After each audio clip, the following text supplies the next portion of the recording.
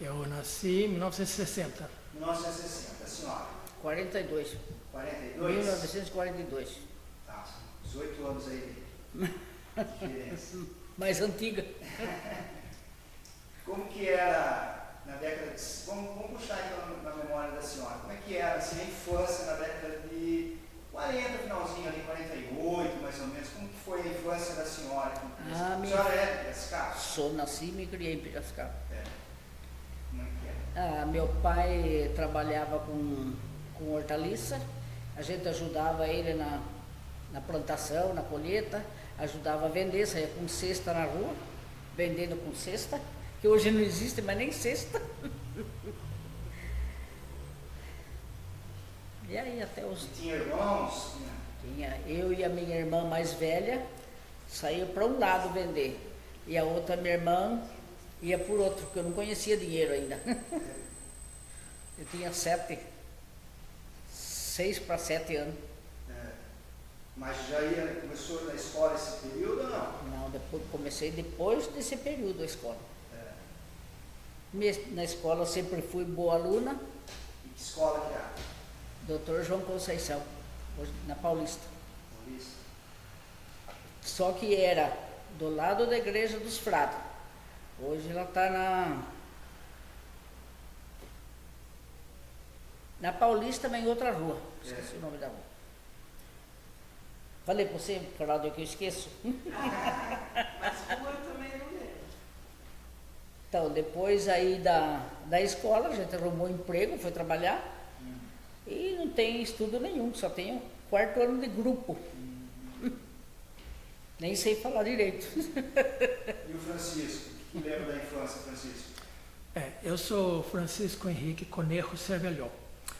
Eu sou filho de imigrantes espanhóis que vieram aqui para o Brasil em 1956, a partir da saída da Segunda Guerra Mundial, quando teve um grande fluxo de imigrantes para o Brasil.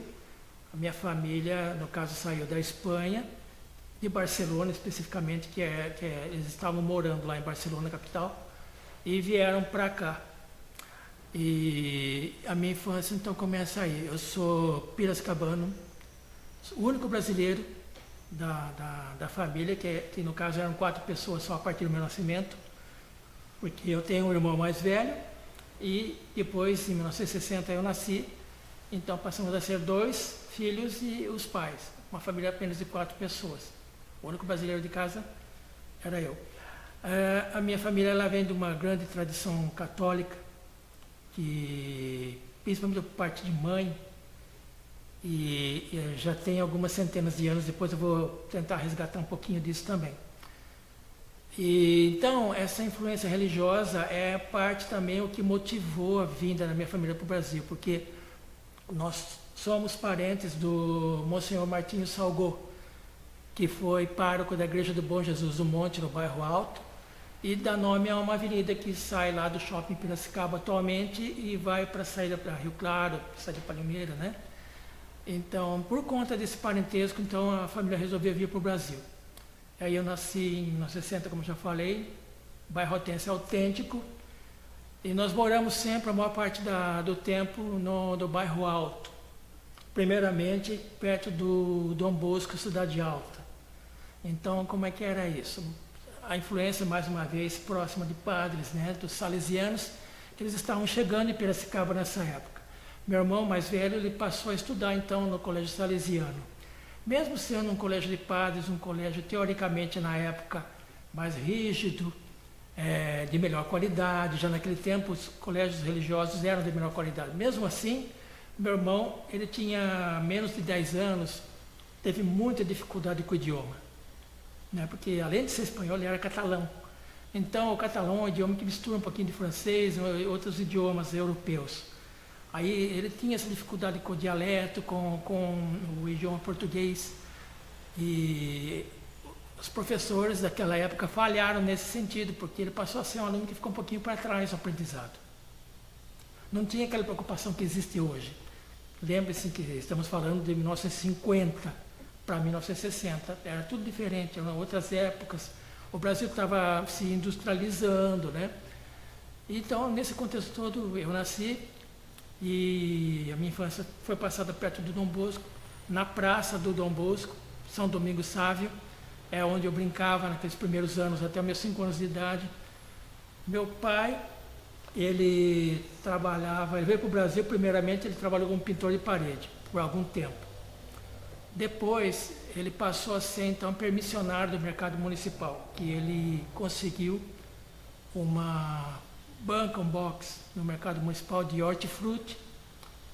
É uma pequena banca que fica, até hoje, ela fica num lugar bem localizado no mercado, pequena, como já falei, e que existe até hoje. Então, esse foi o primeiro trabalho dele, como permissionário do mercado municipal. Minhas lembranças são, então, desse trecho, as lembranças de infância, do trecho que vai da Rua Alfredo Guedes até o mercado municipal, que era onde eu convivia mais. Eu ia muito lá visitar meu pai, ainda pequenininho, com 4, 5 anos, né?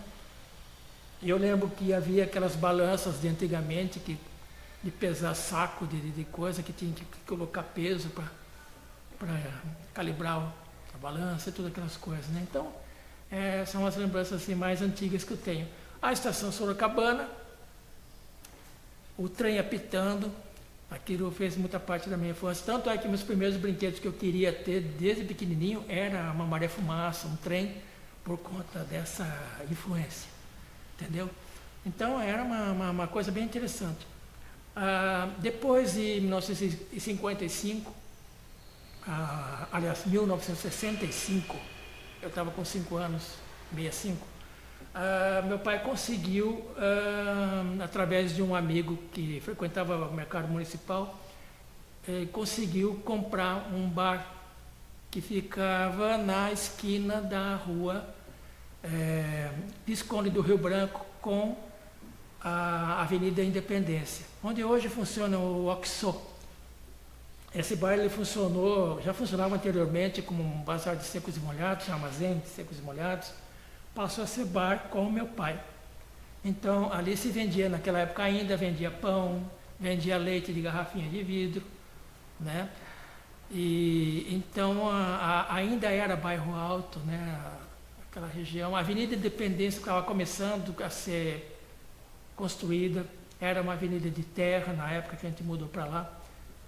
E a casa que a gente morava não ficava junto do bar. Ela ficava um quarteirão para frente, no caso da Rua Gomes Carneiro, mas na mesma direção. A Rua Gomes Carneiro, meio quarteirão para baixo da Santa Casa, onde a gente viveu 35 anos. Né?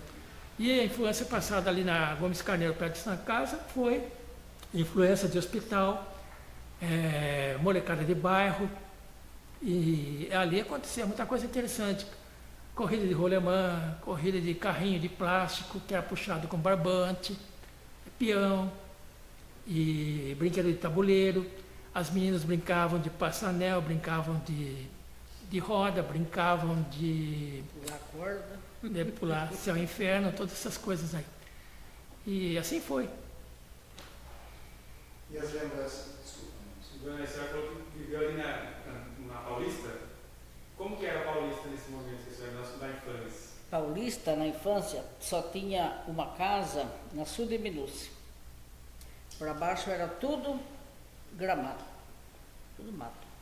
Aí, com o tempo, foi perto no fim da Sul de Minúcia, não hoje, antigamente, tinha uma porteira e era plantação de algodão.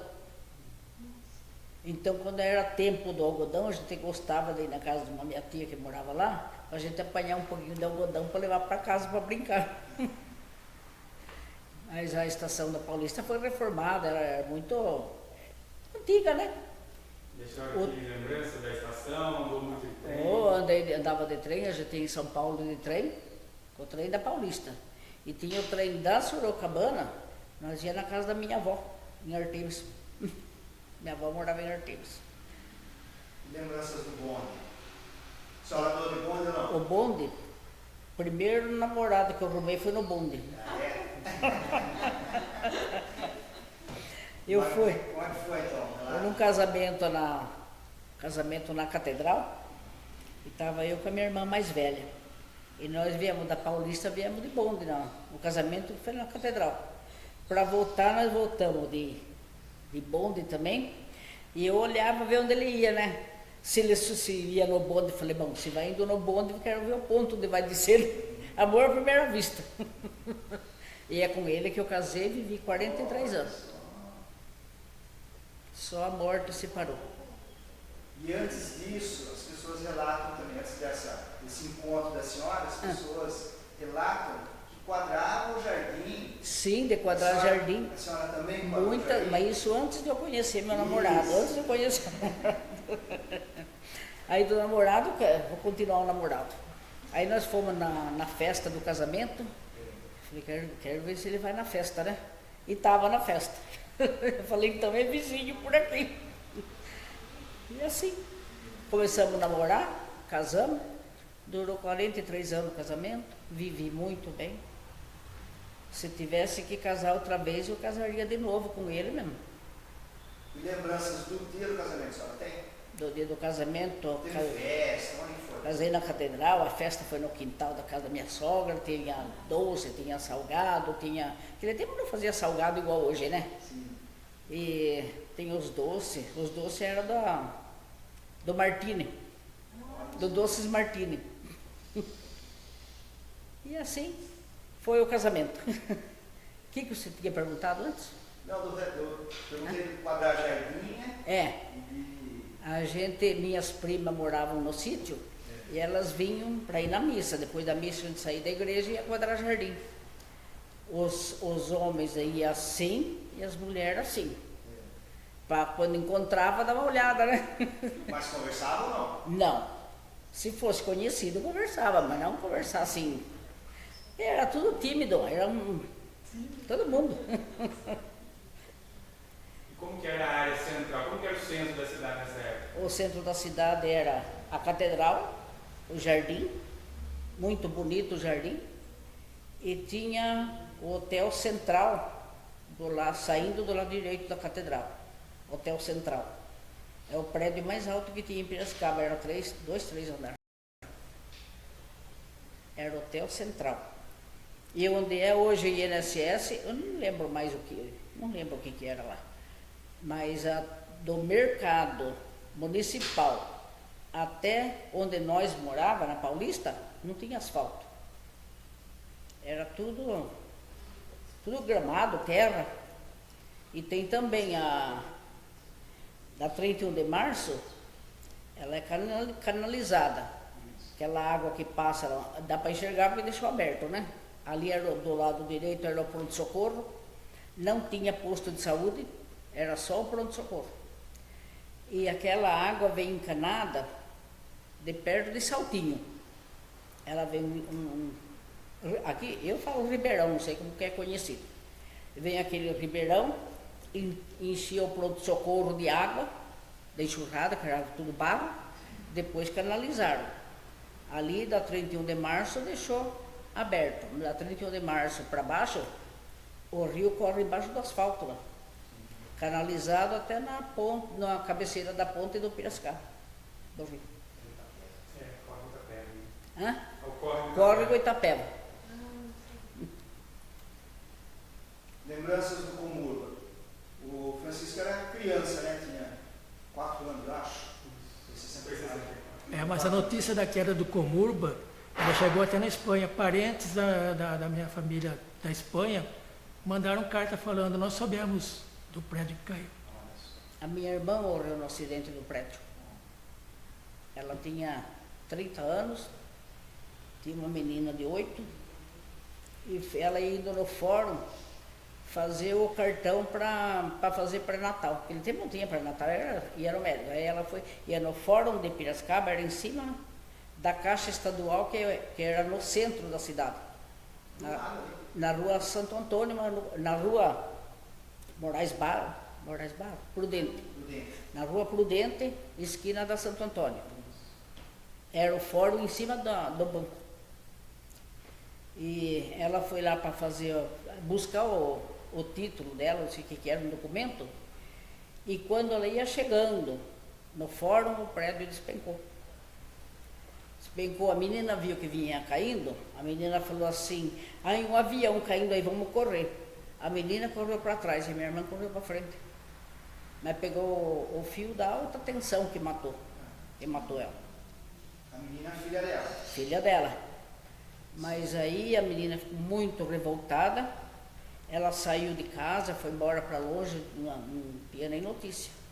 E eu, por através de um tenente, eu descobri onde ela estava. Aí mandei uma carta para ela, e o tenente foi na casa dela e falou assim, ó, eu quero que você veja essa carta, vê se você conhece essa letra. Aí falou, é de Piracicaba, da minha tia. Foi, então você vai mandar uma carta para ela, tem endereço aqui, e vai continuar vivendo, né, a vida, nem que for longe, né, tendo uma família, né. Daí ela continuou. Depois ela morou em São Lourenço, lá ela teve um problema de fígado e faleceu. O pai também faleceu, então não tem. Ficou os três, nós ficamos sem os três. O senhor professor, como o senhor disse que frequentava muito aqui o mercado, qual a lembrança do centro da cidade? Era muito diferente, mudou muita coisa? O centro da cidade, primeiro precisa dizer que as coisas naquela época, isso até por volta de 1980, por aí, as coisas aconteceram muito devagar, né? Muito. Então o trânsito era muito mais devagar do que é hoje, muito menos carro do que hoje, menos gente do que hoje, e as coisas demoravam para chegar e para acontecer. Então, eu lembro dos filmes que demoravam mais de ano para chegar aqui em Piracicaba. Então, os filmes que você assiste hoje no streaming, a hora que você quer, o filme que você quer, você tem que esperar mais de ano para pegar um filme de sucesso com aquele ator famoso, aquela atriz famosa, entendeu? E era uma dificuldade. Filho que dava a volta no quarteirão. Tinha vários cinemas, eu conheci 3 deles na época. O antigo Cine Politeama, que é onde é o estacionamento do Banco Bradesco hoje. Tinha o Broadway. Esse eu não frequentava porque eu era adolescente, tá? Era só para filme maior, né? De idade. Mas tinha o Cine Broadway e tinha o Rivoli, que veio depois do Colonial também? O Colonial. O Colonial eu não cheguei a frequentar, mas tinha também, que fica numa esquina central. E tinha o Paulistinha, que eu também não cheguei a conhecer, onde funcionou há muito tempo, não sei se funciona ainda, uma mecânica de freios, né? Hoje é venda de frutas. Venda de fruta, que contraste, hein? De mecânica com graxa para fruta, é uma boa de nada. Mas são sinais do progresso, né? Tipo um varejão de frutas. Olha, é interessante. Então, e sobrou o que de cinema? Nenhum. O shopping foi construído com a proposta de ter o cinema dele, são 2 ou 3. Aliás, parece que é do mesmo dono dos antigos cinemas, né? E hoje só tem cinema no shopping. Antigamente era um acontecimento ir no cinema, porque era o que tinha para fazer. Lembra, a gente está falando de uma época que mal tinha televisão. Existia televisão, estava se popularizando, mas ainda não era o que passou a ser depois de 1980, 1990. Então, pouca televisão, só rádio e jornal, revista. Então, o negócio acontecia em torno de banca de jornal, rádio, né? As informações demorava para chegar a informação. Notícia de doença demorava para chegar. O pessoal ficava primeiro doente para depois descobrir a doença, entendeu? Era difícil a coisa. Mas era uma época muito gostosa, porque o pessoal era muito mais dado, o pessoal conversava na rua, ficava assim do lado como a gente está agora, né? Conversava na rua, ficava até 10 horas da noite, 11 horas da noite, e achava que era muito tarde ainda, 11 horas da noite, pelo amor de Deus, 11 horas da noite, vamos dormir. Mas a conversa aí ia fluir gostosa e o pessoal se dava muito bem. Hoje você mal conhece o seu vizinho. Então, essa é a lembrança. Francisco, a primeira lembrança, tem lembrança do momento que você entrou no cinema? A senhora também vai pensando nisso. O momento que o senhor entrou no cinema, assim, qual idade mais ou menos será? Sim, eu tinha 7 anos. 7 anos. Como é que foi esse momento? Assim? Foi assim, para variar, era um filme muito aguardado. Adivinha? Auge da Beatlemania, os Beatles. A banda que revolucionou o século XX na música. Né? Eles tinham acabado de fazer o filme Os Reis do Iê, Iê, Iê, que foi um dos grandes filmes que eles fizeram na década de 1960. Então, esse filme chegou por volta de 67, por aí. Foi o primeiro filme que eu vi lá na Rua Benjamin Constant, que era nesse cinema. Paulistinha. Não era Paulistinha, não, era aqui no centro. Aqui, onde funcionou muitos anos depois uma igreja. Né? Lamentavelmente virou uma igreja. Era o Rivoli ali? Era o Rivoli. O Rivoli veio depois, mas ele tinha outro nome que agora me falha. Né? E então, esse foi o primeiro filme que eu vi. Essa era uma época que havia lanterninha no cinema. A lanterninha era para mostrar onde você tinha que sentar. Era uma época que o juizado de menor sentava na primeira fila do cinema. Quem era juizado de menor? É para ver se não tinha menor assistindo o filme próprio, é para ver se o pessoal estava se comportando no cinema. E caso fosse filme para menor, para ver se não tinha gente se beijando no cinema. Verdade ou não é? Eu pouco frequentei o cinema. Não tinha tempo? Pouca, ou não tinha dinheiro? não, meu pai e minha mãe não deixavam. Tinha disso também. Porque era no centro, não tinha Paulistinha ainda. Era no centro, então, para voltar tarde, já os pais não deixavam ir. Mas tem lembrança do primeiro momento que a senhora entrou no cinema? Os 10 mandamentos. Ah, é? Filme clássico. E era assim mesmo, como o Francisco está contando. Como? E era mesmo Sim, assim, sim. Era no centro, mas não lembro que... O nome do cinema que eu fui, não lembro.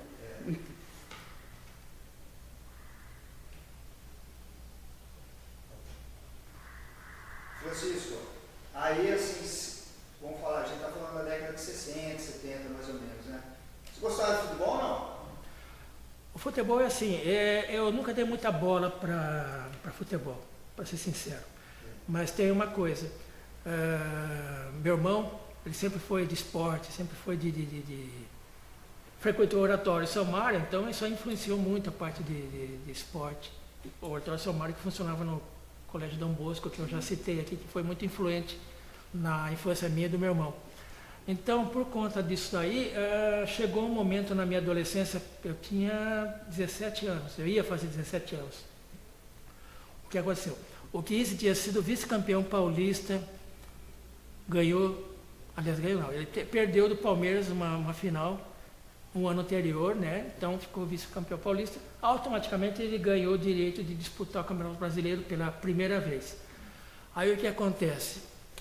O meu irmão veio com uma proposta, nessa época a gente já estava morando na Rua Gomes Carneiro, perto de Santa Casa, finalzinho da Gomes Carneiro, e ele veio com uma proposta com o pessoal que frequentava o antigo bar do Casale, que ficava na beiradinha de Campos, um quarteirão para baixo de casa. Ali o pessoal se reunia para bater papo, coisas de bar, que antigamente os homens se juntavam todos no bar, né? Isso também se perdeu. Mas enfim, nesse bar do Casale se juntaram vários homens e falaram, puxa vida, o 15 vai disputar o Campeonato Brasileiro, que legal, né? Aí o meu irmão teve a ideia então de criar a primeira torcida uniformizada e organizada do 15 Piracicaba, que foi a Sobrinhos do Inhoquim. Até o nome foi original. E por conta de ver pela televisão como que era a torcida do Corinthians, como que era a torcida do Palmeiras. Anteriormente a isso, o pessoal, o máximo que fazia no estádio era levar uma bandeirola no máximo 1 metro, uma bandeirinha de nada, né? Porque não tinha aquele costume que passou até depois. Então essa torcida foi criada e pela primeira vez, não só o 15 de Piracicaba teve a sua torcida uniformizada e organizada, como também teve pela primeira vez instrumentos de bateria, de samba, de batuque na arquibancada. Teve pela primeira vez os grandes bandeirões de 4 metros, 5 metros por 2. Eram bandeirões enormes. E os torcedores mais antigos, que estavam acostumados com aquelas pequenininhas, eles estranharam, era uma dificuldade muito grande. Acompanhar os jogos no começo, nos primeiros meses, porque o pessoal reclamava, essa bandeira na minha frente, senta, senta, e a torcida queria só vibrar, né? Era na região de Feijó, né? Não, isso aí já era ele está falando da época que o estádio era no Gomes Pedrosa, na esquina onde hoje funciona o supermercado Açaí. Esse aí veio depois.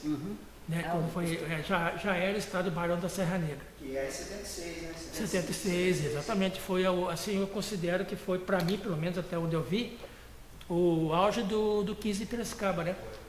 E eu participei dessa fundação também, acabei indo no vácuo do meu irmão, né? E também teve, então, pela primeira vez, os ônibus que iam organizados para São Paulo, para outras cidades acompanhar o time.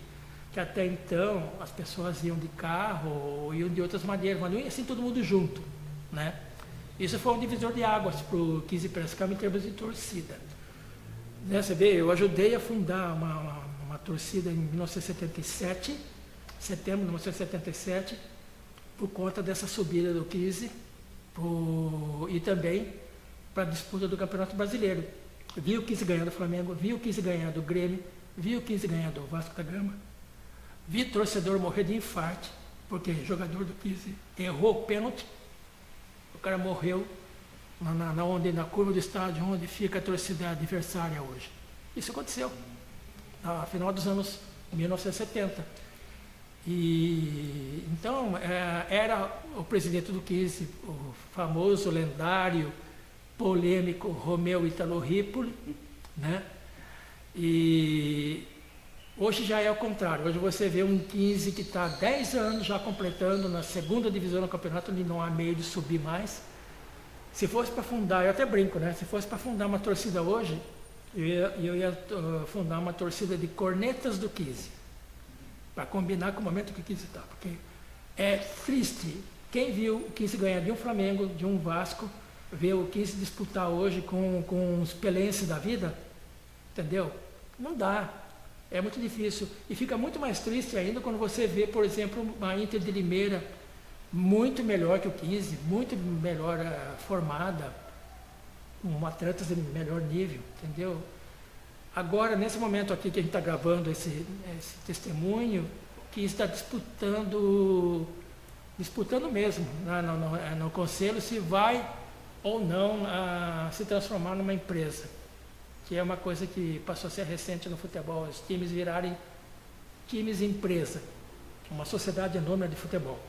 Então vai ser discutido daqui a alguns dias mesmo, a partir do depoimento que eu estou gravando, daqui a alguns dias vai ser discutido se vai mesmo o 15 virar uma empresa ou não. Há uma preocupação dos torcedores de perder a tradição. Porque isso aconteceu, por exemplo, com o Bragantino.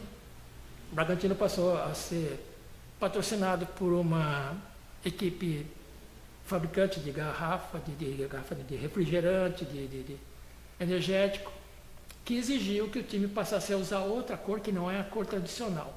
Então, existe um temor que isso aconteça com o 15 de Piracicaba, e é uma realidade, porque nós sabemos que o comércio, que os empresários, quando eles entram para valer, e entram mandando.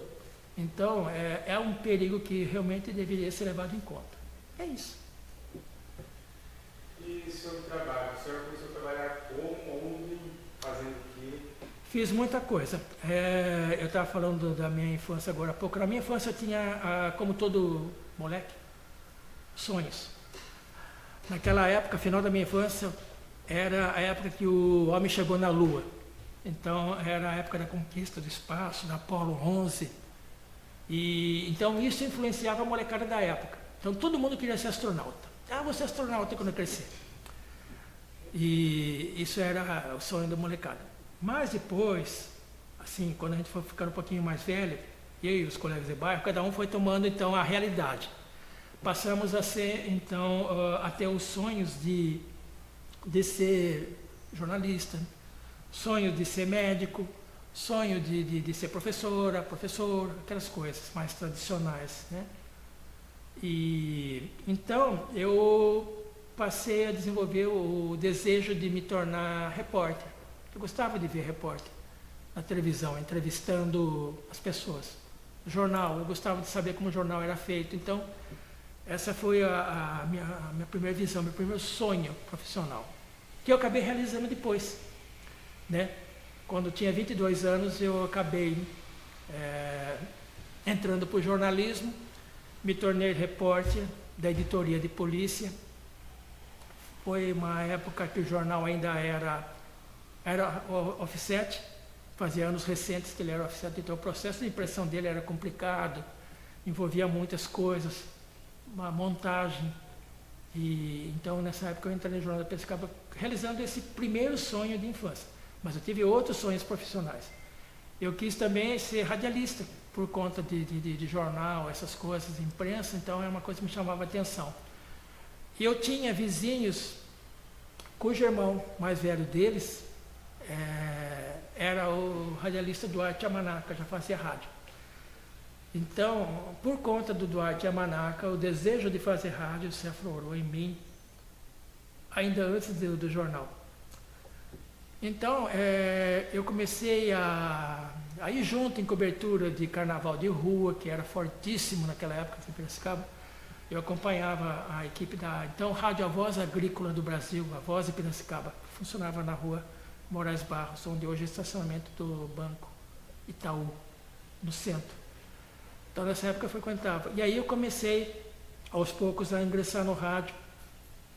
Fiz uma temporada, parte de sonoplastia, mesa de som, essas coisas, muito pouco.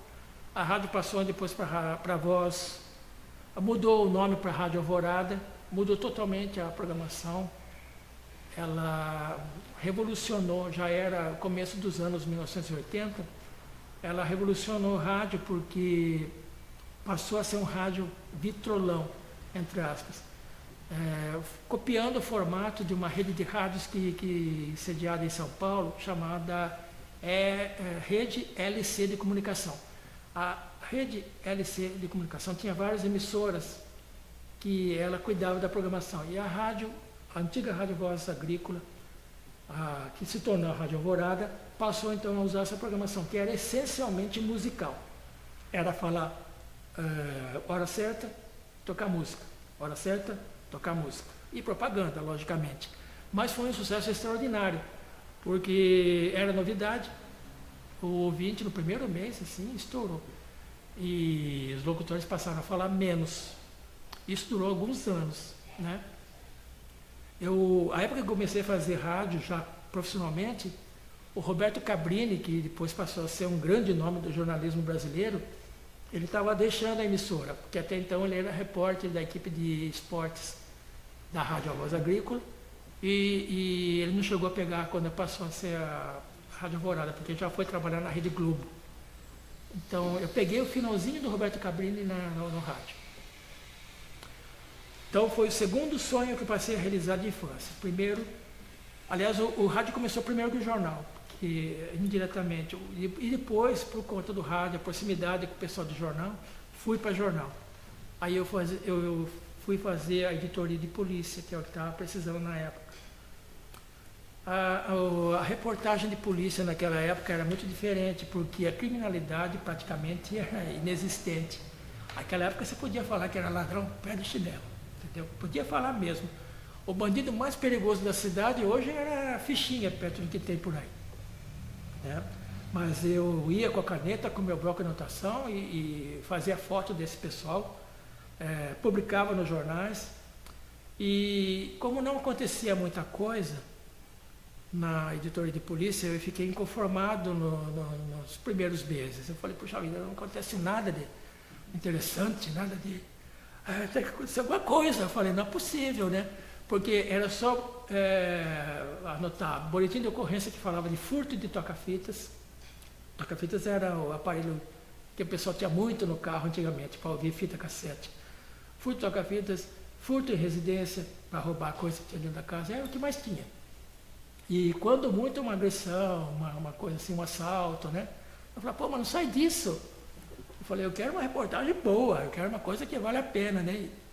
Aí, por conta desse inconformismo, eu fiz uma novidade para o jornal, que eu nem perguntei para o dono do jornal se podia ou não podia, nem para o editor. Eu fiz. Peguei, fiz e pronto. Que é o seguinte, eu brincava com as situações. Como a situação era uma coisa corriqueira, não era grave, eu brincava.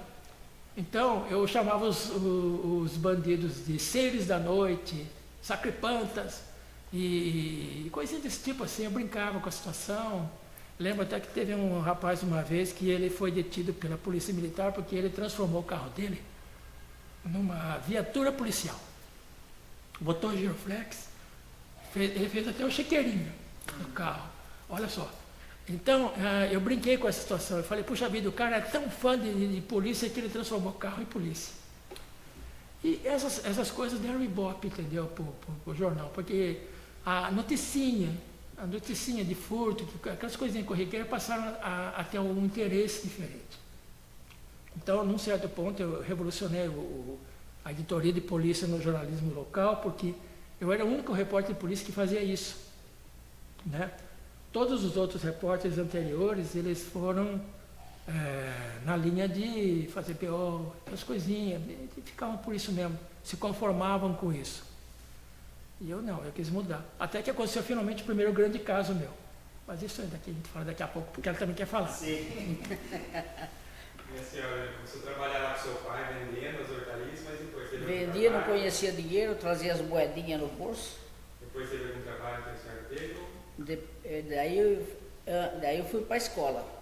Aí eu voltava, eu queria estudar para ser a primeira aluna da classe. Sempre eu era. E assim foi a nossa. Depois ficou mais moça, foi para Jardim. Mas daí o trabalho, a senhora trabalhava em casa ou a senhora tinha trabalho? Eu trabalhei na fábrica de tecido aqui em Piracicaba. Na Boys. Boys. Como é que era lá naquele momento? Era A senhora bem entrou- Quantos anos a senhora tinha quando a senhora trabalhava? 22. 22?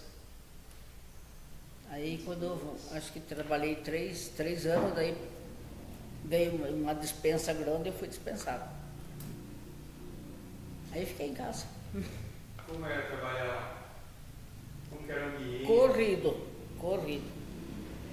Tinha a sala de pano, que fazia os rolos de pano. Mas antes do pano, eram uns fardos grandes de algodão cru, que ia passando nas máquinas, saía rolo grosso. O tambor ia virando e ia ficando, até que enchia um tambor, colocava outro para pegar mais, para fazer o fio fino. Para fazer esse fio fino, tinha uma máquina de rolo, chamava a máquina rolante. Ela fazia os rolos daquele algodão, de trançado, e assim passava pela máquina para fazer fio. Aí vinha o fio grosso, passava em outra máquina para fazer o fio fino de tecido. Eu trabalhei nessas máquinas de fio fino. E era o dia todo ali nessa máquina. Era 3 períodos. É. Das 5 às 1h30, da 1h30 às 10, às 10 às 6. Trabalhava diretamente com os donos da Boys ali ou não? Os proprietários? Não, os proprietários eram da Alemanha, acho que eles vinham de longe em longe, eles vinham. Então quando vinha tinha que estar tudo limpinho. Era esperar uma visita, né? Que a senhora foi contratada, a senhora lembra? Porque há relatos, eu conversei com uma mulher uma vez, tempo atrás, e ela relatou que as mulheres iam até a fábrica e ficavam esperando na frente ali. E aí vinha o Para ser contratada. o gerente geral e falava assim, eu quero, assim, escolhia e meio que foi assim mesmo? Era isso mesmo. É. Fazia uma turma de moça, todos os dias, 7 horas da manhã, nós estávamos lá. Aí o dia que fui contratada, as outras saíram cabeça baixa. Daí a senhora foi contratada. Fui contratada, comecei, achei que não ia aprender, porque eu nunca tinha visto uma fábrica. Mas eu aprendi logo. E fui boa funcionária, não faltava. Nunca chamaram minha atenção, nunca peguei suspensão. Suspensão, quando eu pegava uma coisa errada, era 3 dias. Se tinha feriado, perdi o feriado da semana. E depois da Boys, a senhora trabalhou em outros lugares? Não, daí eu fiquei em casa. Aí fui dona de casa. E aí, eu era passadeira das professoras do João Conceição. Ia passar roupa nas casas. Era passadeira de roupa. Trabalhava aí fora, então. Hã? Trabalhava dentro de casa. Sim, fora. sim. Esse tempo meu marido viajou, que foi fazer destilaria para Codestil. Ele era soldador. Então ele saía, aí eu podia arrumar casa para todo dia, para abrir, porque daí ele ia ficar sozinho em casa, né? Aí eu ia o dia inteiro para as professoras, uma falava para a outra, e arrumei. A senhora teve filhos ou não? Um só. Hoje ele tem 55 anos, ele fez ontem. 55 anos. Eu 2 netos moços e a minha nora. Família pequena. Francisco, como é que foi esse primeiro momento? Você estava falando que teve um momento, teve um crime, né? Que você... Assim, o primeiro crime que foi o que marcou a primeira reportagem maior minha foi uma criança abortada que apareceu no rio. Essa criança apareceu jogada dentro da água do rio. Era um bebê recém-nascido, eu lembro que tinha até o olho claro, que nem o meu. Eu falei, poxa vida. E era uma menina. Ela apareceu ainda com o cordão umbilical jogado no rio. Isso aí aconteceu onde hoje o pessoal sobe no barco para dar passeio no rio. Na rampa dos pescadores, ali perto do antigo Clube Regatas, né? Então apareceu essa criança e abortada. Era o grande acontecimento que marcou o início da minha reportagem. Aí eu fui tentar saber se a criança ainda estava viva ou não quando ela foi jogada na água. E estava viva. Eu conversei com o legista, entendeu? E fui tentar saber. Agora, esse caso nunca foi esclarecido, porque eu era do tipo que eu procurava saber. Toda hora eu perguntava, e daí? Descobriram quem foi, quem era a mãe, como é que foi, por que foi? Não, ficou sem descobrir. Então, uma criança abortada, né? E isso traz uma implicação espiritual muito grande, que depois eu vou até falar, se der, vou falar sobre isso, mas a criança abortada para os pais cria um problema espiritual imenso. Mas isso é um outro assunto que a gente pode falar depois. E, então essa foi a primeira grande reportagem. O curioso é que a partir daí começaram a acontecer muitas coisas em Piracicaba e na região, assim que foram ficando cada vez mais drásticas. Grandes acidentes de trânsito, principalmente na rodovia SP-304, Piracicaba-São Pedro, sempre foi uma rodovia perigosa, naquela época mais ainda porque não era duplicada.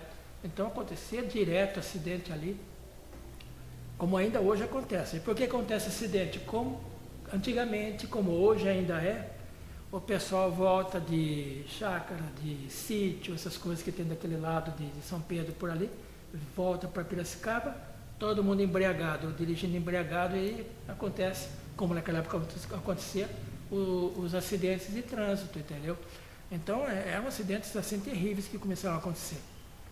E eu fazia questão de ir pessoalmente em cada lugar, porque eu acho que o repórter ele tem que ir onde a coisa está acontecendo. Porque os repórteres, antigamente, e mesmo depois disso, eles passaram a ser muito repórter de gabinete, muito repórter de redação.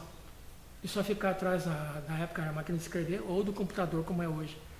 Então, eu nunca me conformei em só pegar BO. Seria muito cômodo para mim, como repórter policial, esperar a polícia chegar na delegacia, fazer o BO e pegar pronto, mastigado o texto, como é que aconteceu aquilo, como é que aconteceu o acidente, como é que aconteceu um homicídio e tudo mais. Mas eu queria ir e ver, porque eu tinha que sentir o ambiente, para poder escrever direito o que aconteceu, entendeu? Fazer questão. Então eu vi muita gente morta, de tudo quanto é maneira, até autópsia eu assisti. E fazer questão de ver tudo isso para poder transmitir da melhor maneira possível para o meu leitor o que estava acontecendo. E eu acho que eu dei conta do recado, porque foram assim muitas reportagens interessantes. O que me marcou mais, uma das que me marcaram mais, foi uma situação que aconteceu por volta de 1984. Eu já tinha uns 2, 3 anos de jornal. Nessa época, um taxista de Piracicaba e um taxista da cidade de Rio Claro foram assassinados brutalmente. O de Piracicaba eu não lembro os nomes, né? Mas o de Piracicaba, ele foi morto com requintes de crueldade. Foi deixado para morrer na beira da rodovia SP-304, que liga Piracicaba a Santa Bárbara do Oeste, foi deixado amarrado numa árvore, para morrer. E o estado que o corpo foi encontrado, sabe, o homem daquele estado, com aquele olhar de quem estava pedindo socorro. Terrível. Mas eu fui lá e noticiei. Eu não tive coragem de pôr a foto desse homem na capa do jornal. Mas o outro jornal colocou, o Jornal Diário colocou. E isso criou um fato que marcou a história policial da região. E o que aconteceu? Os familiares e também as pessoas mais próximas desses dois taxistas, tanto aqui em Piracicaba como o de Rio Claro, eles passaram a acompanhar o caso, lógico, com grande interesse. E algum tempo depois, a quadrilha, que foi uma quadrilha que praticou esse crime aí, a quadrilha que assaltou e matou os dois taxistas, foi presa na cidade de Vinhedo. E então isso acabou despertando o interesse lógico das pessoas, porque era um crime que estava sendo esclarecido, um crime com requintes de crueldade.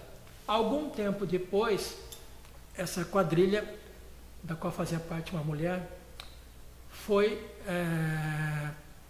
para não lembro se foi um julgamento, eu acho que ainda era um julgamento, sim. Foi tribunal do júri, lá em Araras. Por que Araras? Porque se sabia que se fosse em Piracicaba ou se fosse em Rio Claro, haveria problema com os bandidos. Então, temendo pela segurança desses bandidos, o júri foi então feito em Araras. Mas não adiantou, assim, a parte de questão de segurança deles, porque uma multidão, de uma forma inesperada, apareceu em Araras, invadiu o fórum, assim, mas devia ter mais de 100 pessoas. E não quiseram nem saber se tinha polícia, se não tinha. Chegaram lá e acabaram com todos. Mataram, lincharam os 4. Isso foi uma coisa assim que marcou, saiu na imprensa do Brasil inteiro isso daí. E eu vi os corpos, todos ali mortos, vi tudo com pedaço de pau, com cabo de enxada, foram mortos dessa maneira. Então eu vi isso tudo acontecer. Agora, eu nunca soube de alguém que tenha sido punido por isso. Mais de 100 pessoas. Ficou por isso mesmo.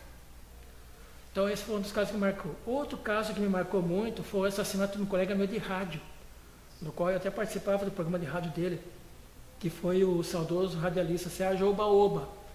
Sérgio Oba-Oba, ele era um cara que fez muito sucesso, um sucesso assim, meteórico no rádio, superou qualquer outro radialista anterior, era o campeão de cartas, naquela época eram cartas que vinham dos ouvintes, pedindo música, pedindo sugestões e tudo mais. Então, o Sérgio Oba-Oba, ele foi assassinado na porta da rádio, lá na Rua Félix, na frente de onde funciona a Delegacia de Defesa da Mulher hoje em dia. Então, foi ali, ele foi morto na calçada. Naquela época era uma casa comum. E depois o caso foi esclarecido. Esse caso teve uma comoção muito grande na cidade por conta do radialista morrer daquele jeito. Foi um dos maiores velórios que a cidade já teve. Aconteceu no Teatro São José. Foi 86, 85? Foi em 86. Foi em junho de 86. Então, o Sérgio Oba-Oba foi velado no Teatro São José. Aliás, ele foi velado no Teatro São José, onde horas antes, esse mesmo Sérgio Oba-Oba tinha, junto comigo, com outros radialistas, assistido o show da dupla Chitãozinho e Chororó, poucas horas antes, entendeu? E agora o Sérgio Oba-Oba já vinha sendo ameaçado de morte alguns dias antes, tanto que ele perguntou para mim, como repórter policial, que ele sabia que eu era, ele perguntou: olha, eu estou sendo ameaçado de morte, como que é isso para você? Ele perguntou para mim. Eu falei: como que é isso para mim? Eu falei: eu tenho que fazer meu trabalho, se eu for pensar nisso, eu não trabalho mais. Eu largo a caneta e o bloco de anotação e paro. Então eu não podia dar bola. Eu expliquei para ele, falei, eles falam, mas falam da boca para fora. Aquele tempo era da boca para fora. Hoje o bandido que fala que vai matar você, ele mata mesmo. Então era outro tempo, era diferente. Mas eu falei isso para ele. E alguns dias depois ele foi assassinado, que coisa, né? Ele recebeu uma carta de uma ameaça de morte que a recepcionista da rádio fez o favor de jogar fora. Ela leu a carta e achou que era uma bobagem e jogou fora a carta. A carta tinha a prova do crime, ela jogou fora. E o caso foi esclarecido depois de uma maneira que continua polêmica. A família do Sérgio Baoba não acredita no resultado da investigação até hoje. Qual foi o resultado da investigação?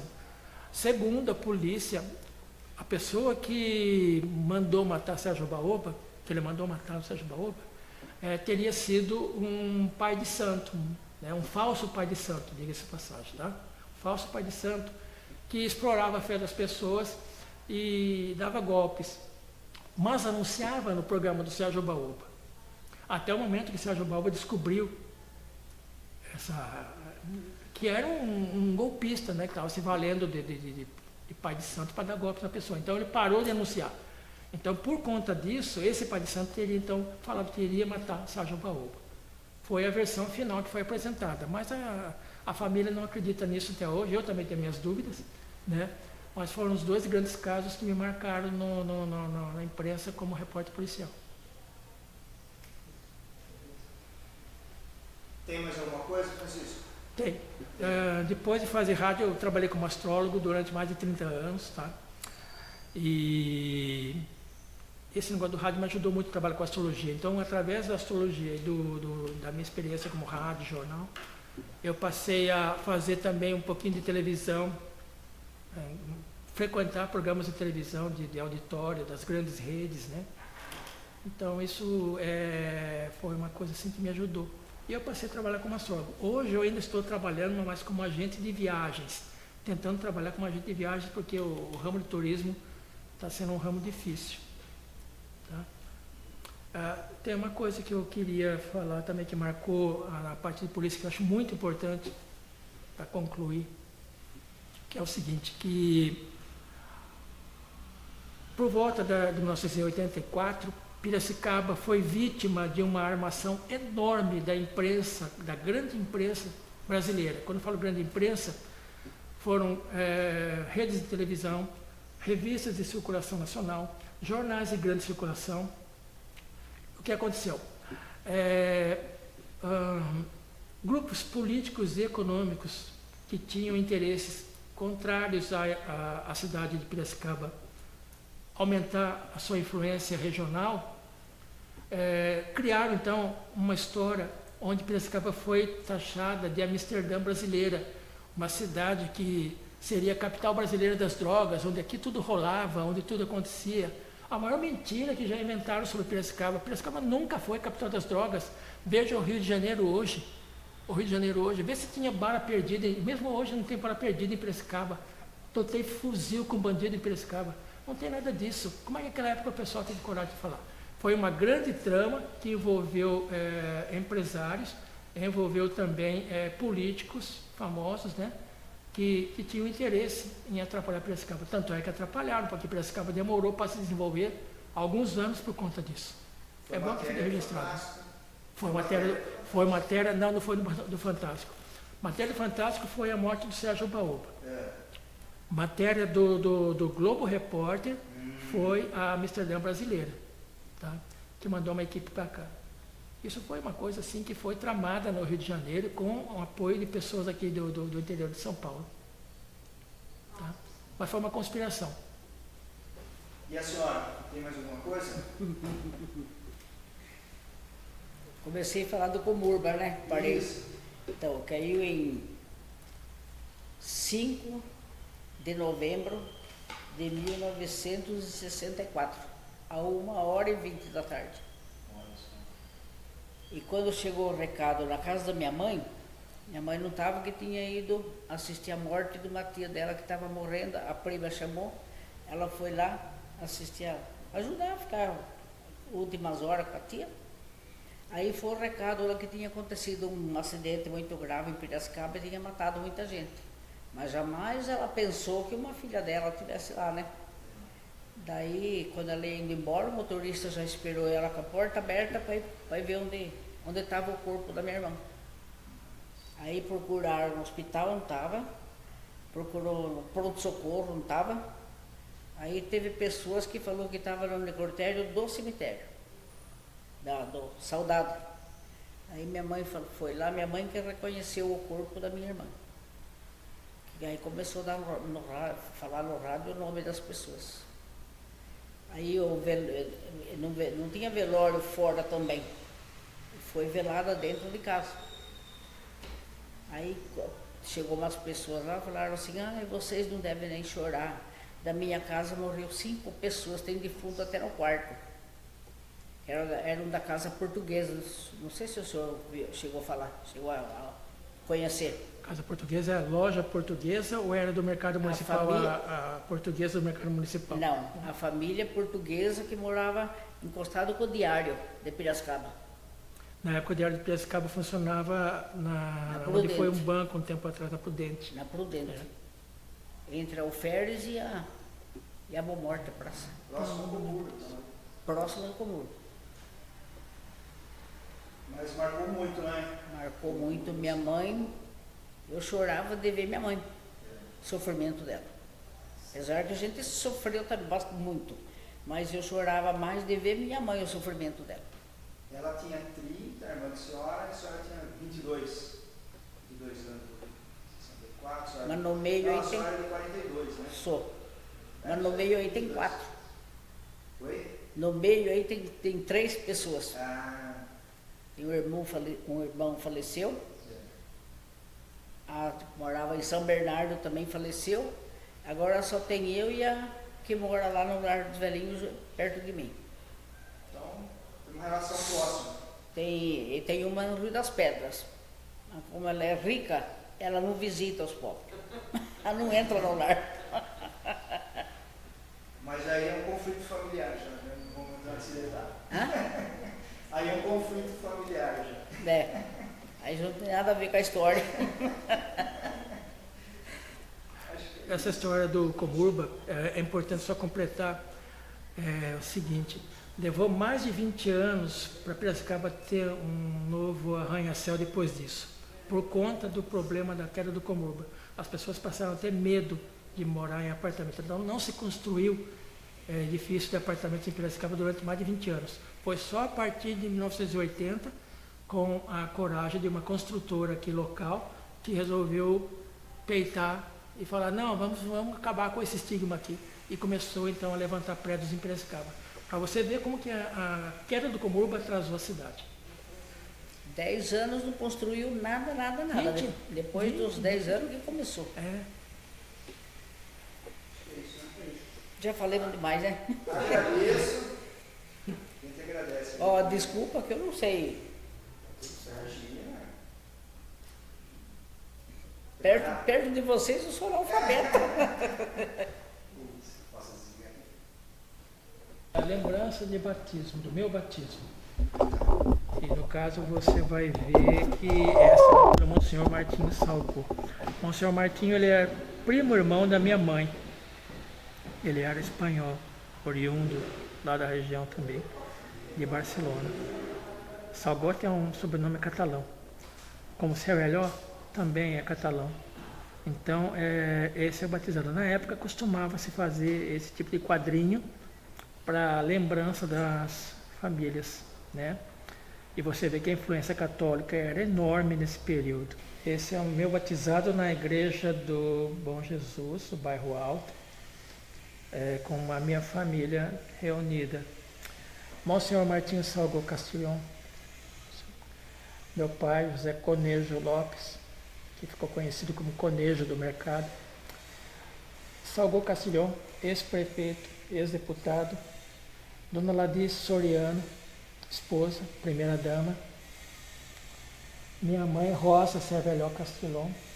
Dolores, irmã do Salgó.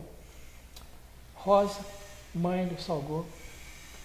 Sérgio Salgou, Lídice Salgou, filhos do Salgou, que foi prefeito, deputado, né? E meu irmão mais velho, o único irmão, o José Luiz, que é conhecido por Espanha. Isso é lembrança da primeira comunhão do meu irmão. Era costume na época também. Se dava um livrinho onde se ensinavam as orações, como fazer confissão para o padre,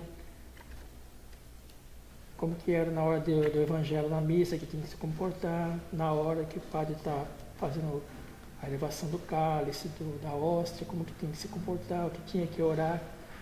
Então era o manualzinho, né, da pessoa que estava fazendo a sua primeira comunhão, como ela teria que se comportar.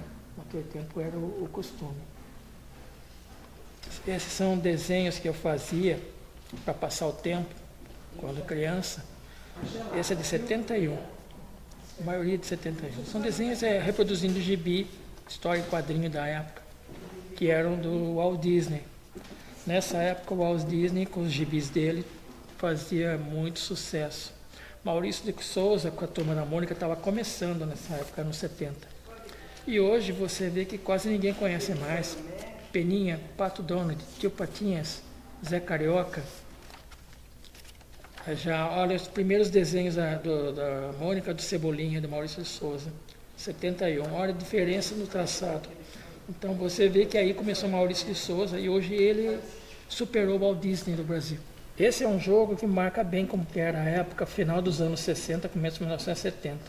É um jogo típico da molecada da época de corrida usando pedrinhas e dado. Você então percorria as casas com uma pedrinha dessa, jogava o dado, né? Então você tinha que chegar na lua. Era um jogo de tabuleiro da época. Você colocava no ponto de partida, né? Jogava o dadinho, vai dar uma casa só. Tá, mais 3 casas, 2, 3. Era assim que se jogava.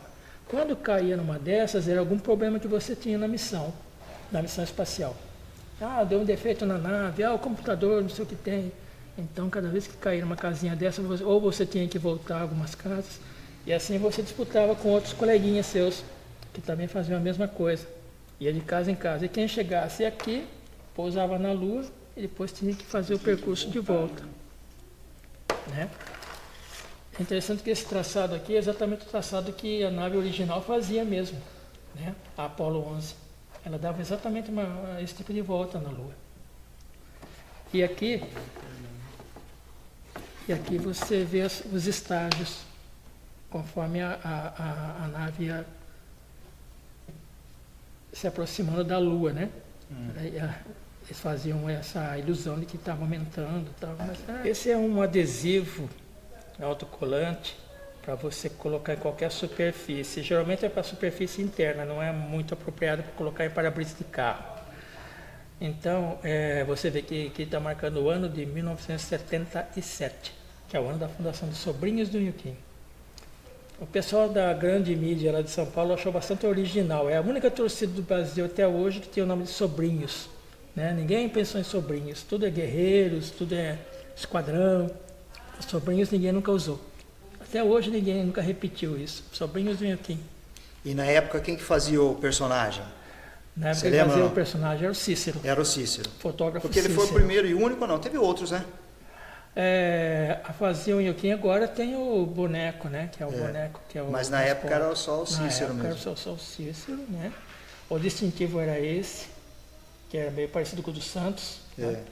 E o original, esse bem pequenininho, se quiser dar um big close, é o primeiro distintivo do 15, da época da fundação do time. Esse é o original. Quando o capitão Winchester criou o 15 de Piracicaba. Esse distintivo aqui. É edição do Jornal de Piracicaba, no dia 1º de janeiro de 99. Então, era costume na época da imprensa fazer previsões de fim de ano, tanto em jornal, televisão, rádio. E nessa época eu estava trabalhando já como astrólogo, eu já não estava mais na mídia. Mas eu estava na mídia através da astrologia. E esta aqui é uma edição especial porque ela marca a última edição de 1º de janeiro do século XX e também do milênio, né? Daí, a partir do ano 2000, mudou para o atual milênio que a gente está. Então, é uma edição histórica porque marca bem a divisão de um milênio para outro e uma década para outra. É a revista Tempo. É uma revista que foi idealizada por Rogério Viana, um colega nosso, muito legal, do Jornal de Piracicaba, que foi publicitário no jornal. Ele idealizou isso e hoje ele está atualmente vivendo em Curitiba, no Paraná. Mas era uma revista que circulava aí, tem uma boa qualidade gráfica, uma boa qualidade editorial, uma coisa rara para uma cidade do interior que nem Piracicaba. É pena que o custo é muito alto, né? E o patrocínio não chegou uma hora, não cobriu mais. Então por isso ela parou de circular. Mas é a revista que tinha nessa época, vamos até assinalar aqui. A revista Tempo do ano de final de 94 para 95.